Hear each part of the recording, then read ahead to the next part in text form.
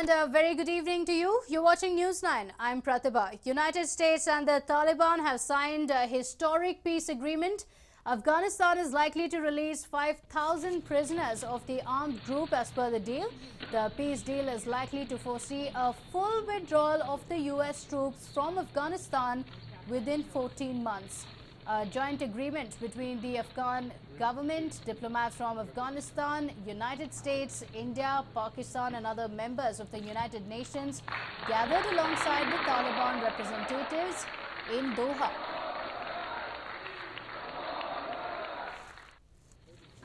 Well, this deal marks the end of the 18-year-old long war of the United States in Afghanistan.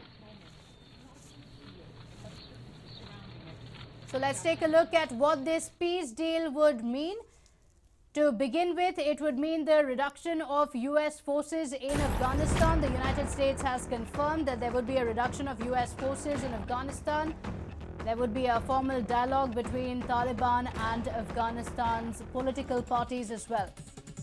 The intra-Afghan negotiations will continue and Taliban would look to cut ties with militant groups. So this agreement, in effect, lays out a timetable for the final withdrawal of the United States troops from Afghanistan.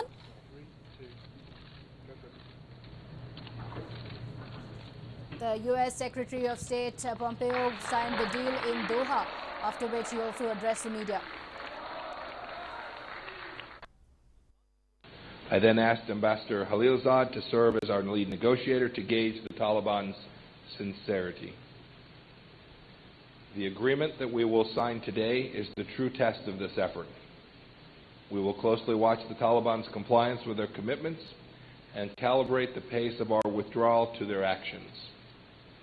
This is how we will ensure that Afghanistan never again serves as a base for international terrorists.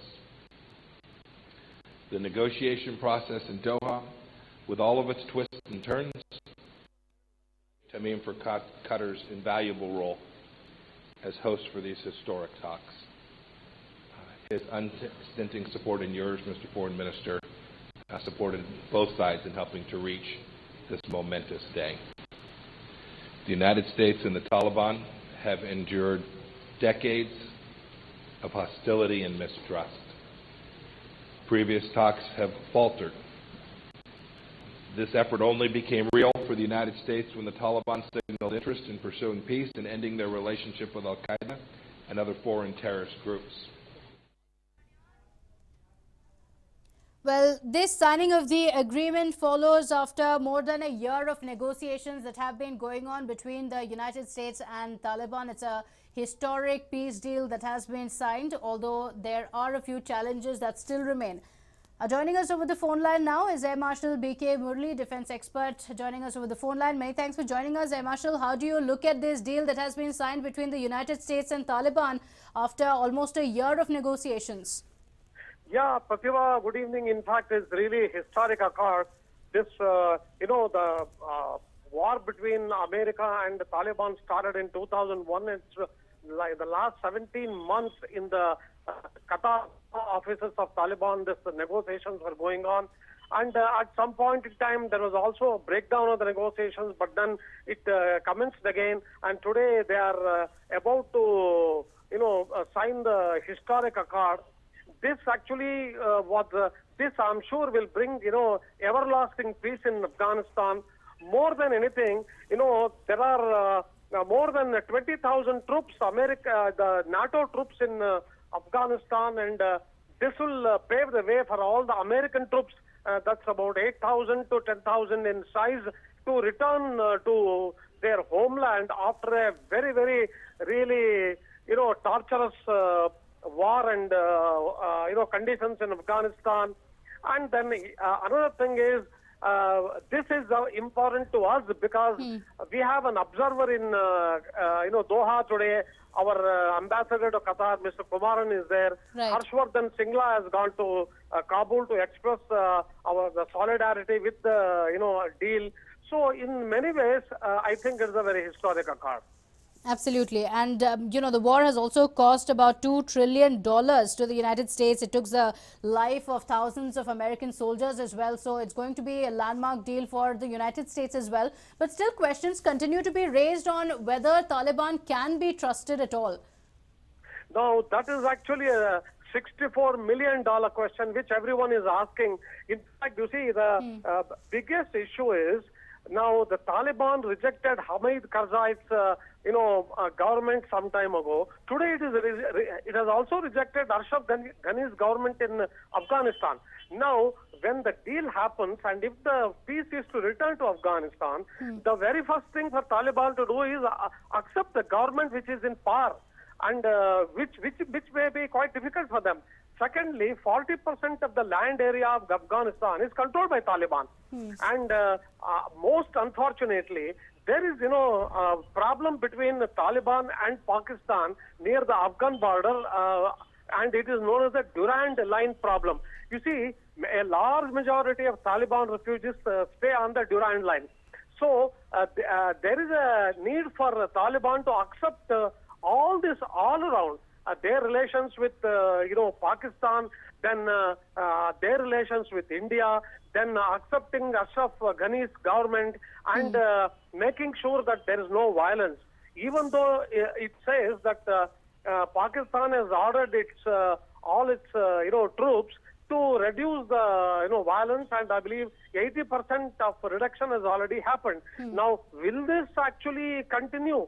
Will this pave way for a peace to return to Afghanistan and good relations between all the neighboring countries like Iran, Pakistan and India? Now, that only time can tell. But as of now, yes, we can definitely hail this accord as really a landmark accord. Okay. Also, Air Marshal, lastly, I want to ask you, what do you think this peace deal means for India? No, this means a lot for India, Pratibha. That is exactly the issue. In fact, India would not have actually asked the ambassador to, Qatar, Mr. Kumaran, to go and sit in the deal as an observer. Neither it would have, sent Harshvardhan Singla, our foreign secretary, to Kabul to express our solidarity with the deal. In fact, it means a lot to India. Right. The very first reason is there is a need to have a very good relation with Taliban. And even though Al-Qaeda presence has completely now been reduced to zero in Afghanistan, Taliban is quite capable of creating trouble. And so far, if you have noticed, they have been silent on the application of Article 370 and peace returning to the valley in Kashmir. So there is a need for us to maintain very good relations with with the Taliban leaders. Secondly, Pakistan. In fact, Taliban and Pakistan, it is believed that they have a secret deal. Yeah, but I really don't know how it is possible, because more than 5,000 Taliban soldiers are in various cells and refugee camps in Pakistan. And Pakistan also killed Taliban leader Ubaidullah. So there are so many things like this have happened. Now, if the Pakistan and Taliban relations are not good, actually the implications will be in India. So for us, it is extremely important that this deal goes through, the violence ends, the war ends, and since 2001 the bloodshed that has taken place ends, and the peace returns to that place, and we all can live harmoniously with and we can look forward towards the prosperity of Afghanistan, with which we have very good relations. Right, absolutely. Many thanks, Air Marshal, for joining us with your thoughts on that. In fact, joining us over the phone line now is also defense expert Commodore G.J. Singh. Many thanks for joining us, Commodore. How do you look at this peace deal? Because United States has come very close to signing a deal with Taliban several times, but it has fallen flat at the very last moment. Now, finally, the deal has been signed. Yes, you are absolutely right, because we had seen in the past that they have tried out negotiations to carve out a deal between the two countries, to an agreement with the two countries, but somehow it was not taking place. But out here, we have to remember a couple of things. Number one is that America is the same country which have driven Taliban out way back in 2001 when they had a government in Afghanistan. So this goes into the past of the relations between the two countries, Taliban and the America. How much will they forget and forgive this past is anybody's guess. Number two is that we do not know the full details of the document which have been signed, but I understand that out here the total period which has been given is 14 months. In 14 months, the America will completely vacate Afghanistan, provided the Taliban hold on to and prove the conditions which have been laid down in the agreement.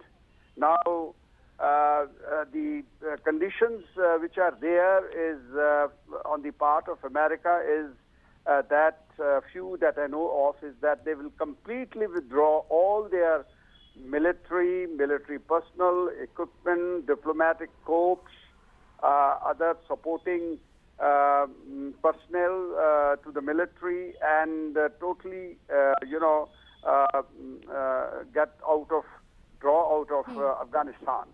Now, these 14 months are very crucial for Taliban. If Taliban maintains these 14 months and honor the conditions or the articles which are there within that agreement, then they will do well in the way that they will get rid of the Americans from Afghanistan, and then thereafter they will probably have their own way.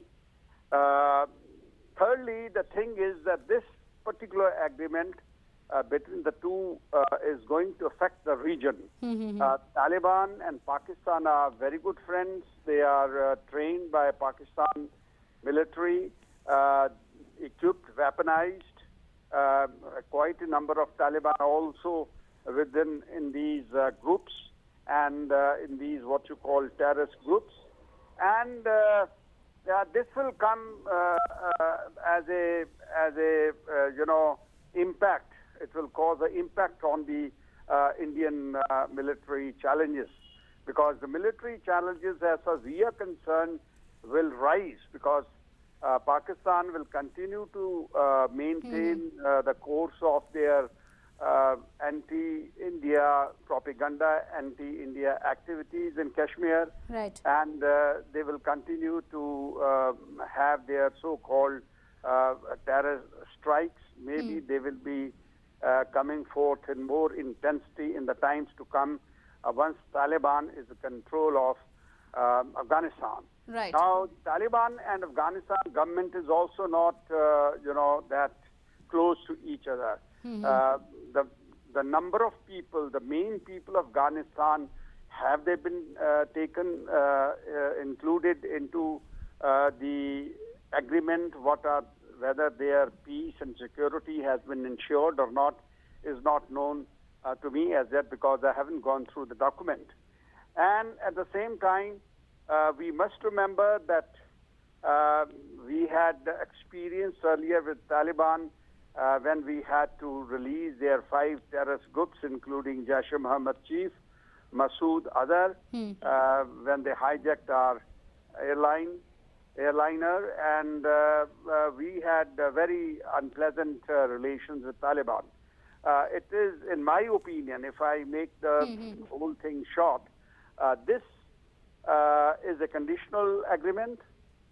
This will not hold in the long run, because the ideologies of both countries and both groups, whether they are Americans or Taliban, are far different. Right.